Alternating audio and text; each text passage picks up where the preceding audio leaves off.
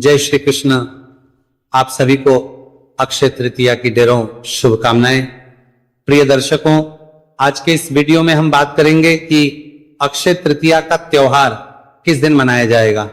अक्षय तृतीया पर हमें क्या करना चाहिए, क्या नहीं करना चाहिए।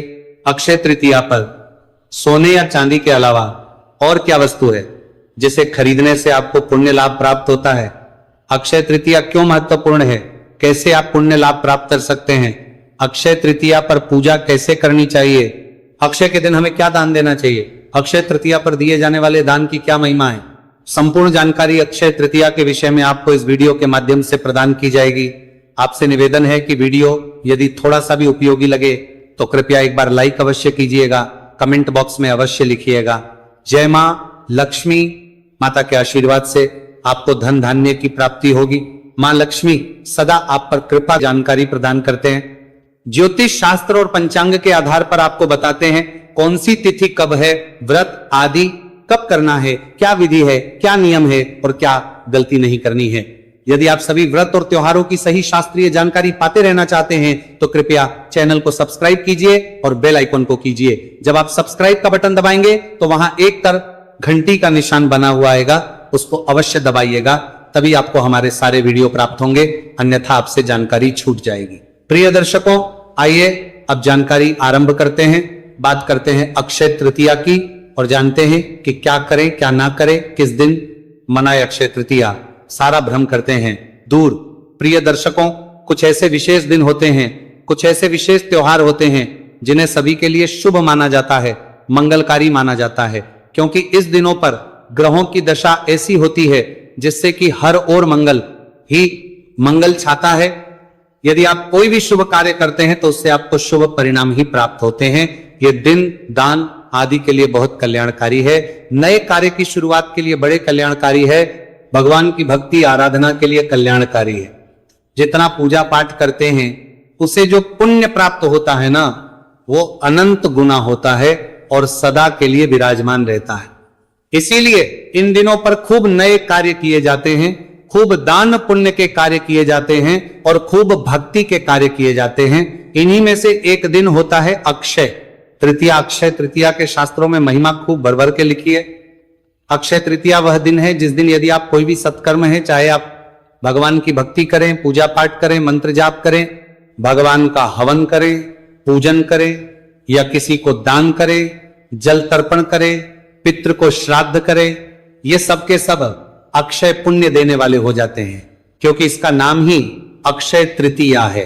अक्षय अर्थात जो कभी नष्ट नहीं होता, इसीलिए इस दिन किए जाने वाले सभी सत्कर्मों के जो पुण्य लाभ हैं वो स्थिर रहते हैं, चिरकाल तक स्थायी रहते हैं, सदा चिपके रहते हैं आपसे। पर एक सावधानी भी आवश्यक है। जैसे सदकर्म पुण्य लाभ चिपके रहते हैं, अक्षय रहते हैं, वैसे ही ध्यान दीजिएगा, अगर गलती से कोई पाप होता है तो वह भी नष्ट नहीं होता, सदा चिपका रहता है आपसे। इसीलिए इस दिन अधिक सतर्क रहने की आवश्यकता है कि गलती से भी कोई पाप कार्य आपसे ना हो जाए। प्रिय दर्शकों, अगर हम पंचांग की बात करें, शास्त्र की बात करें, तो वहां पर भी कुछ ऐसे मुहूर्त, ऐसी तिथियां हैं जैसे फ, दूज या वसंत पंचमी, वैशाख, सुदी तृतीया जिसको हम अक्षय तृतीया कहते हैं, जिसको ओणम कहते हैं, बढ़िया नवमी, बडरिया जिसको हम कहते हैं। इस प्रकार की जो तिथियां हैं, इस प्रकार के जो मुहूर्त हैं ना, ये कुछ ऐसे मुहूर्त हैं जो आपको अनंत और अक्षय पुण्य देने वाले होते हैं। इन दिनों में खूब दान पुण्य, खूब व्रत करना चाहिए और खूब भगवान की भक्ति करनी चाहिए। प्रिय दर्शकों, अक्षय तृतीया जिसका नाम से ही ज्ञात होता है, अक्षय तृतीया का अभिप्राय है जो कभी क्षय को प्राप्त नहीं होती, जो कभी नष्ट नहीं होती, जो कभी टूटती नहीं। और इस दिन जो भी हम दान पुण्य आदि करते हैं उसका अनंत कोटि महत्व होता है, अनंत गुणा उसका फल आपको प्राप्त होता है। अक्षय तृतीया जो तिथि है ना, ये वैशाख मास के शुक्ल पक्ष की तृतीया तिथि होती है।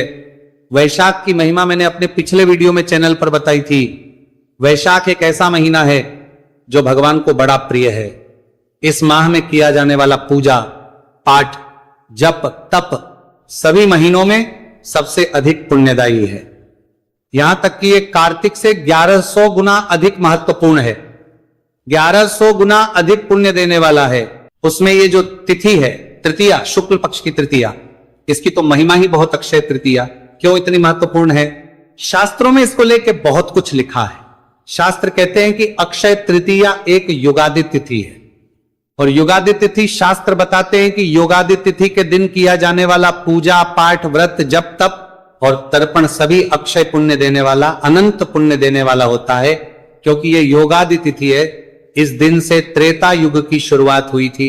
एक तो बड़ा कारण यह है, अक्षय तृतीया के बड़ा उत्तम मुहूर्त होने के पीछे लोग कहते हैं ना जी कि अक्षय तृतीया में ऐसा क्या है कि इस दिन अबू सवा कहते हैं कि पंचांग देखने की भी आवश्यकता नहीं है, सभी शुभ होगा। इसका बड़ा कारण यह है कि ये एक युगादि तिथि है। इस तिथि से त्रेता युग की शुरुआत हुई थी, और जो युगादि तिथियां होती हैं उसके शास्त्रों में खूब महिमा लिखी है। जो हमारे ज्योतिष शास्त्र के ग्रंथ है उनमें वर्णन आता है कि इन तिथियों पर जो भी आप कार्य करते हैं वो अनंत पुण्य देने वाले होते हैं और क्षय काल के लिए स्थायी होते हैं। दूसरा, यह दिन भगवान परशुराम के जन्म का दिन है, इसी दिन भगवान परशुराम का जन्म हुआ। तीसरा बड़ा कारण ये वो दिन है जिस दिन पांडवों को अक्षय पात्र की प्राप्ति हुई थी। आप जानते होंगे पांडवों को अक्षय पात्र की प्राप्ति हुई थी, जिसमें अगर कोई भी कभी भी भोजन चाहे तो वह प्राप्त हो सकता है। अर्थात उसमें जब भी आप कुछ भोजन चाहेंगे वो आपको मिलता ही रहेगा, उसमें कभी भोजन की कमी आती ही नहीं है। वह अक्षय पात्र इसी दिन प्राप्त हुआ था। अक्षय तृतीया एक और महत्व है, इसी दिन से ज्ञान और लेखन की शुरुआत हुई थी। इसे माना जाता है कि महर्षि वेदव्यास ने भगवान गणेश के साथ इसी दिन महाभारत के लेखन की शुरुआत की थी। इसके अनेकों और भी कारण हैं, जैसे गंगा अवतरण ऐसा माना जाता है कि माता गंगा का धरती पर अवतरण भी अक्षय तृतीया के दिन ही हुआ था। इस दिन नर और नारायण का अवतार भी हुआ था। नर और नारायण के जन्म का दिन भी यही अक्षय तृतीया है। तो इस प्रकार से ये बहुत बड़ा है, बहुत बड़ा दिन है, इसका खूब आपको लाभ लेना चाहिए। अभी तो मूल रूप से लोग जानते हैं कि इस दिन सोना चांदी खरीदिए, लक्ष्मी का आशीर्वाद प्राप्त होता है, पर केवल इतना ही नहीं है। लक्ष्मी के प्राप्ति के लिए तो उत्तम है ही, पर आपके जीवन को संवारने के लिए, जीवन के संकटों को दूर करने के लिए, जीवन के संकटों का नाश करने के लिए भी यह दिन बड़ा कल्याणकार। धार्मिक ग्रंथ कहते हैं कि इस दिन आपको जितना हो सके दान करना चाहिए, क्योंकि 1 रुपए का दान भी अनंत कोटि दान करने का फल देता है और अक्षय दान का फल प्राप्त होता है। इसीलिए खूब आपको दान करना चाहिए। दान क्या करें? धन दान कीजिए, अन्न दान कीजिए, ग्रीष्म हुए, और वैशाख का महीना तो इसमें जितना हो सके जल दान कीजिए। आप पक्षियों को दाना डालिए, चींटियों को आटा खिलाइए या गरीबों की सहायता कीजिए। ये सभी कार्य आपको अनंत फल देने वाले हैं। इस दिन आपको भगवान की पूजा करनी चाहिए। ओम नमो नारायणाय नमः, इस मंत्र का जप करना चाहिए, नारायण की पूजा करनी चाहिए। और भगवान लक्ष्मी नारायण की पूजा के अतिरिक्त इस दिन आपको पितरों का तर्पण अवश्य करना चाहिए।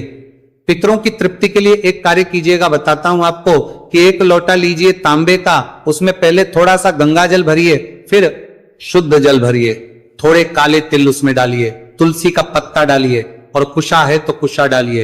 ये सारी सामग्री डाल के लोटे में जल आदि भर के आसान लगाइए और दक्षिण दिशा की ओर मुख करके बैठ जाइए। गीता के 7वें अध्याय का श्रवण कीजिए और के 7वें अध्याय को सुनने के बाद लोटा हाथ में लेकर संकल्प कीजिए कि हे प्रभु, मैंने जो गीता का 7वां अध्याय सुना है, इसका संपूर्ण पुण्य मैं अपने सभी पितरों को अर्पित करता हूं। यह पुण्य मेरे सभी पितरों को प्राप्त हो और वे इससे तृप्त हों, तृप्त हों, तृप्त हों। इस प्रकार संकल्प करके उस जल से तर्पण कीजिए। तर्पण के लिए सीधे हाथ में अंगूठा और उंगली के बीच का जो क्षेत्र है ना, वह पितृतीर्थ कहलाता है। वहां से जल दूसरे पात्र में तर्पण के लिए अर्पित कीजिएगा। पूरी विधि में गीता 7वें अध्याय की वीडियो में भी आपको बताता हूं, जिससे कि आप उसको सही प्रकार से कर पाए। मंत्र भी मैं वहां आपको बताता हूं कि किस मंत्र को बोलते हुए तर्पण करना चाहिए। वीडियो आपको उपलब्ध हो जाएगा, तो अवश्य ही आप गीता के 7वें अध्याय को सुनिएगा और उसका पुण्य अपने पितरों को अर्पित कीजिएगा। ऐसा करने से आपके पितरों को अक्षय प्राप्ति होती है, अक्षय पुण्य की प्राप्ति होती है, अक्षय तृप्ति प्राप्त होती है। पितृ का संतुष्ट होना, पितरों की तृप्ति हमारा प्रथम कर्तव्य बनता है। तो जब भी ऐसा कोई जो अक्षय पुण्य देने वाला या अक्षय तृतीया कराने वाला हो तो हमें पितरों के निमित्त ये कार्य अवश्य करना चाहिए। तो ये एक काम पितरों के लिए कीजिएगा, बाकी पूजा पाठ अपने लिए कीजिएगा। दान पुण्य जितना हो सके कीजिए। ज्योतिष शास्त्र, धर्म सिंधु या सिंधु ज्योतिष शास्त्र, सभी में इस तिथि को अनंत पुण्यदायिनी, अक्षय पुण्यदायिनी कहा गया है। इसीलिए आपको खूब सारा पुण्य प्राप्त करने के लिए इस तिथि पर यह कार्य करने चाहिए जो मैंने आपको बताया। हाँ, इस दिन और चांदी खरीदने का अपना महत्व है। कारण क्या है? कारण यह है कि इस दिन जब आप कोई भी उत्तम वस्तु घर लेके आते हैं ना, तो वो आपके लिए पुण्य देने वाली होती है और अधिक फल देने वाली होती है, अर्थात उसमें दिनों दिन बढ़ोतरी होती है। आप जैसे सोना चांदी लेके आएंगे, लक्ष्मी के सूचक है, तो इससे आपके घर में लक्ष्मी का आगमन होगा और धन की वृद्धि होगी। इसलिए कहा जाता है कि इस दिन आपको सोना चांदी खरीदना चाहिए, पर केवल और चांदी ही धन की वृद्धि करने वाले नहीं होते। प्रिय दर्शकों, इसके अतिरिक्त भी बहुत कुछ है जो धन की वृद्धि करता है। तो आप जानते हैं कि वो कौन सी वस्तुएं हैं जो सोना चांदी के अतिरिक्त आप इस दिन खरीद सकते हैं? क्योंकि सोना और चांदी दोनों ही बहुत अधिक महंगे चल रहे हैं, सभी के लिए खरीदना संभव भी नहीं है। तो जानते हैं वो वस्तुएं जो आपको इस दिन खरीदने से लाभ प्राप्त होगा, लक्ष्मी का आगमन घर में होगा। तो इस दिन आपको क्यों खरीदना चाहिए? जो लोग सोना और चांदी नहीं खरीद पाए उनके लिए है जो बड़ा कल्याणकारी है, लक्ष्मी का सूचक है, इससे लक्ष्मी की प्राप्ति होती है, जो खरीदना चाहिए। पीली सरसों खरीदें, ये बड़ा उत्तम रहेगा। पीली सरसों खरीद के लेके आए, चाहे थोड़ी सी लेके आए। पीतल की वस्तु खरीद सकते हैं, ये उत्तम फलदायी रहेगा। हल्दी खरीद सकते हैं, ये भी आपके लिए शुभ परिणाम लेके आएगी। और चना खरीद सकते हैं, चने की दाल विशेष रूप से ये भी आपके लिए शुभ परिणाम लाने वाली सिद्ध होगी। ये वो वस्तुएं हैं जो आपको इस दिन खरीदनी चाहिए, प्रयास करना चाहिए। बहुत अधिक महंगी आती नहीं है, बहुत थोड़े से धन में ही आप इन वस्तुओं को ला सकते हैं और आवश्यकता भी नहीं है कि बहुत अधिक मात्रा में लाएं। जितना सामर्थ्य, जितनी आपको समझ पड़े उतना आप इसको ला सकते हैं। थोड़ा सा भी लाते हैं तो भी ये लक्ष्मी को अपने साथ लेके आती हैं और आपके घर में बरकत और उत्तम ऊर्जा का प्रवाह होता है। अब बात आती है कि अक्षय तृतीया करनी कब है, मनानी कब है, क्योंकि इसको लेके बड़ा भ्रम है। एक दिन तृतीया सूर्योदय के बाद आ रही है और अगले दिन सूर्योदय के साथ ही समाप्त हो रही है। तो अब जानते हैं कि अक्षय तृतीया कब मनानी है, खरीदारी के लिए शुभ मुहूर्त क्या रहेंगे।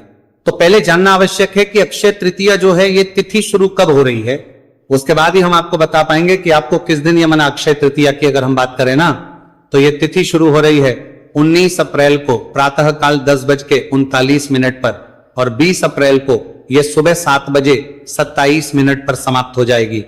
अगर हम इसके अनुसार देखें तो देखिए, जितने भी पंचांग हैं उनकी हम बात करें, जो ज्योतिष के ग्रंथ हैं उनकी बात करें, या हम हिंदू ज्योतिष शास्त्र धर्म ग्रंथों की बात करें, तो वो ये कहते हैं कि अक्षय तृतीया हमें यदि त्रिमूर्त व्यापिनी मिलती है, त्रिमूर्त व्यापिनी अर्थात 3 मुहूर्त तक वो रहे, सूर्योदय के बाद त्रिमूर्त व्यापिनी मिले अर्थात सूर्योदय होने के बाद 3 मुहूर्त तक अक्षय तृतीया रहे, तो उस दिन हमें अक्षय तृतीया मनानी चाहिए। अब इस वर्ष की अगर हम बात करें तो देखिए ये 7:41 पर समाप्त हो रही है। तो इस प्रकार से ये त्रिमुहूर्त व्यापिनी तो है नहीं, इसीलिए अक्षय तृतीया जो है ना 19 तारीख को करनी चाहिए, 20 को नहीं करनी चाहिए। दूसरा, हर एक तिथि का निर्धारण सूर्य के मुख से नहीं होता है, हर एक तिथि की अपनी महिमा है, अपनी विशेषता है, उसके अनुसार उसका निर्धारण होता है। अक्षय तृतीया का निर्धारण इस प्रकार से भी होता है कि इसमें सायंकाल की का विशेष महत्व है, प्रदोष व्यापिनी का बड़ा महत्व है। और प्रदोष व्यापिनी कब रहेगी? 19 तारीख को प्रदोष व्यापिनी रहेगी अक्षय तृतीया। इसीलिए आपको 19 तारीख को ही अक्षय तृतीया का त्योहार मनाना चाहिए, पूजा पाठ करना चाहते हैं इसी दिन कीजिएगा। अगर कोई भी शुभ मंगल कार्य करना चाहते हैं इसी दिन कीजिएगा। शुभ समय की बात करें तो प्रातः 10:41 से और 12:05 तक का जो समय है ये बहुत ही शुभ और उत्तम गया है। और यदि आप 20 तारीख को अक्षय तृतीया का कोई कार्य कर सकते हैं तो आप सुबह 7:41 से पहले ही कर सकते हैं, उसके बाद नहीं कर सकते।